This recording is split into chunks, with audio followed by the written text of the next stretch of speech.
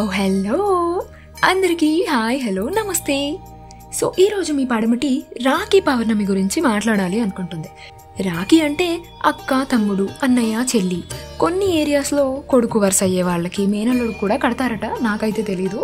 And brother from another mother, sister from another mother, వీళ్ళు ఎక్కువైపోయారండి బాబు, real brother sister కన్నా కూడా. అంటే వాళ్ళలో కూడా జెన్యున్ పర్సన్స్ ఉంటారు, ఎమోషనల్గా కనెక్ట్ అయిన వాళ్ళు, ఈజ్ ఓకే. బట్ కొంతమంది షోకి కడతారు చూసారా, కొంచెం ఓవర్ యాక్షన్ అనిపించింది నాకు. ఓకేలే, ఇవన్నీ మనకి ఎందుకులే కానీ అవి మనం ఎన్ని మాట్లాడినా జరుగుతూనే ఉంటాయి. సో మొత్తానికి రాఖీ పౌర్ణమి అయితే శ్రావణ మాసం పౌర్ణమి తిథి ఆగస్టు 8 మధ్యాహ్నం 2:12 ప్రారంభమై ఆగస్టు 9 మధ్యాహ్నం 1:24 ముగుస్తుంది.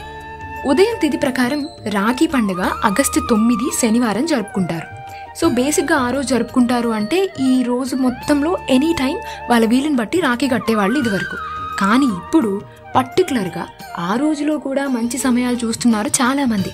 సో వాళ్ళ కోసం అంటే వీలుని బట్టి కట్టేసేయండి, ఇంకా రోజంతా ఖాళీనే బట్ మంచి టైంలో చూసి కడదాము అని అనుకునే వాళ్ళకి శుభ సమయం ఉదయం 5:56 నుంచి మధ్యాహ్నం 1:24 వరకు, మళ్ళీ సాయంత్రం 7:19 నుంచి రాత్రి 9:24 వరకు ఉన్నాయన్నమాట.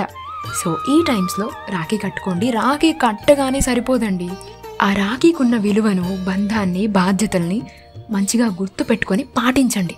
అర్థమవుతుందా?